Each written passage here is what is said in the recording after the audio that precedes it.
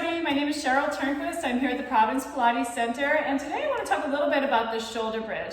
This is such a great exercise. You'll find it in all kinds of exercise manuals, physical therapy. Anytime you have an issue with back or hip or knee strengthening needs to happen, they're going to typically give you an exercise that is somewhere similar to the shoulder bridge. So let's start lying on the back, centered from left to right. You want your feet pretty close to your bottom and hip distance apart. If you feel a lot more advanced with your shoulder bridge, you can bring your feet and knees together, but I know for me and my body, it feels a lot better to be hip distance apart.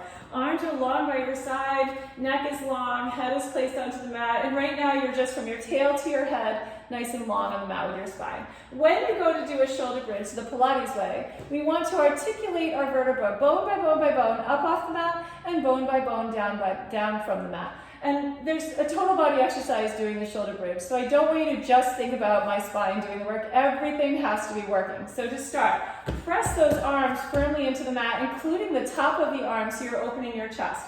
Start by curling your tail, pressing your belly button into the mat, and then start to lift up bone by bone. You're going through your low back, up through your mid back, up high until you're in a long line from the shoulder to the hip to the knee. Now, while you're here, envision and feel the heels and the tailbone drawing towards each other. So as I think about drawing my heels and my tailbone towards each other, I really have to activate the hamstring and the bottom muscles, the glute muscles. At the same time, think about your knees reaching long in that way, and I'm going to get a stretch in my hip flexor muscles or your psoas muscles. So by doing that, you're getting everything is working and my arms are still pressing on the mat. From there, melt down to the mat slowly. Keep your gaze to the ceiling so your neck stays long. You're going mid-back, low back, belly button, pant line, sacrum, tailbone. Those are the bony landmarks you want to try to go through. Again, you can throw your bum up and down and do that all day, but you're not really working the full body exercise and the articulation of your vertebra up and down. So let's try it again. So press evenly into your feet. Make sure your big toes stay down. That's another one. A lot of times I like to peek up at us.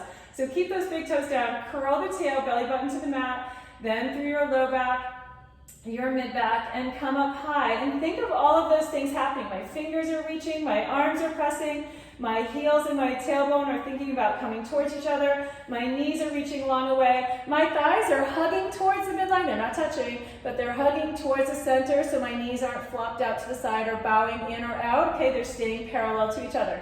And then from there, consciously melt from the breastbone. Don't let your shoulders collapse when you go to melt down. So keep the neck long. Melt, think of getting longer. Melting through your mid-back, your low back, your sacrum, and your tailbone. And we'll just do one more. If you do these really well, 3 to 5 times is all you need. Keep pressing and lifting and hold, and then melt to the mat, bone by bone by bone. Now, if you do want a little bit more challenge, a great place to go with this would be with one leg. So you can lift one leg into tabletop and try to lift your hips from there. You want to make sure that the hip doesn't dip. So a lot of times the hip on the leg that's lifted might fall towards the mat. I always say keep your hips to the ceiling like headlights, hold that there, and then lower back down. You could do 3 on one side, and then I'll work it even. We could do 3 on the other side. I'm just going to do 1, because that's what I was doing. And you're going to hold, and then lower down. Bring your knees into your chest. Rock yourself up to a sit, and you are done. Great job.